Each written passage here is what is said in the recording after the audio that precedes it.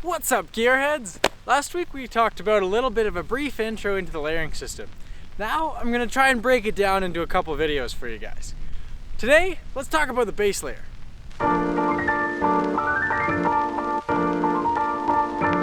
The base layer is a little bit like a mythical creature. It's pretty hard to understand and a lot of people don't have it quite down. There are plenty of people who are just like Merino, or synthetic.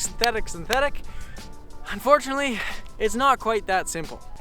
To start, why do you need a good base layer? You know, when it comes down to it, if you have a good shell and a good mid layer, you know, like that's really all your protection and your warmth. Like, what does the base layer really do?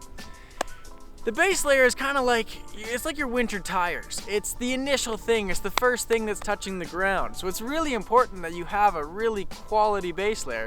You could have, you know, the best all-wheel drive car out there, but if you have bad winter tires, you're gonna slip.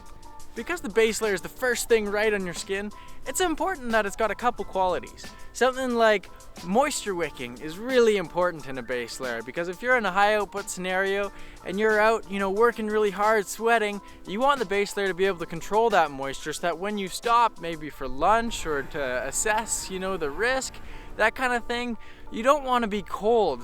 Sweating and then having that moisture on your body is going to get cold really fast. Past that, you'll want your base layer to be fairly thermoregulating so that when you're working hard, you know, it'll help keep you cool, it'll breathe nicely, but then when you stop, you want it to kind of still hold that warmth. You'll also want your base layer to fit really nicely. You'll want it to be a fairly flattering fit, something fairly tight so that it's, you know, skin fit.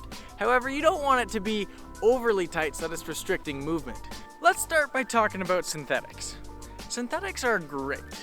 Often they get a bad rap because a lot of people are like, oh, you need merino, you need wool. But the reality of it is that there's a place for both. You know, there's a reason why you would want to choose one over the other. The first thing that synthetics have going for them over a lot of other types of base layers is that they dry way faster. So if you are sweating and you're out on like a multi-day ski traverse and you need something that's gonna have dried by the morning every single time, synthetics may be a really good way for you to go.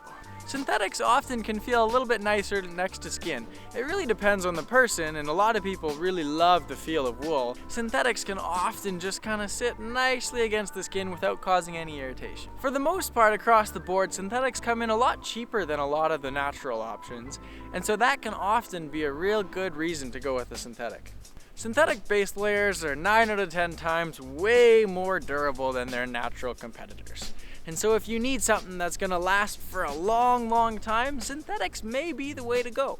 Another great advantage with synthetics is that often your synthetic base layer is gonna be a little bit more windproof than the wool options. Wool isn't quite dense enough to properly cut any sort of a wind, whereas a lot of the synthetics they can flash treat or make it a little bit stiffer against the wind. There are a few drawbacks to the synthetic options.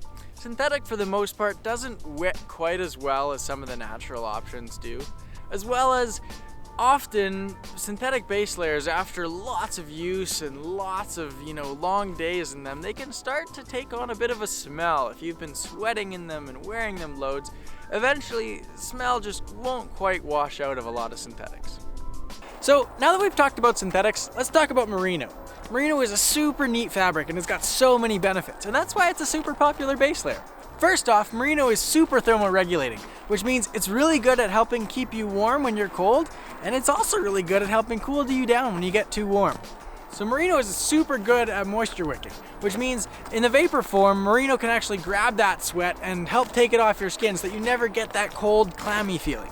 One of the biggest benefits of merino is that it's actually antimicrobial. So, you know, when you get a really stinky base layer and you're like, I maybe shouldn't wear that out into public?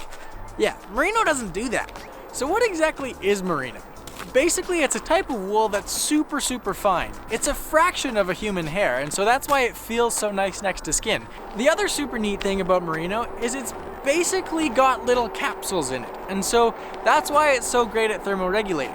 Is when you're warm, you'll fill those tiny little capsules with your warm air, and then if you get cold, it'll hold that warm air against your body.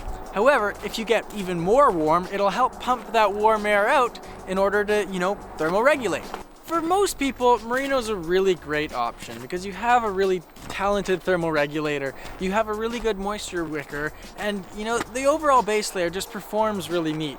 So for a lot of people, Merino is a good option. We've covered a lot about the base layers, and so it may be a good idea to go back and watch some of the nitty-gritty details about each kind of base layer before you make a decision.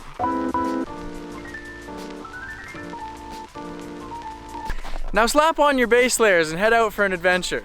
And as always with these videos, if you have any questions about base layers or really anything at all, leave them in the comments below.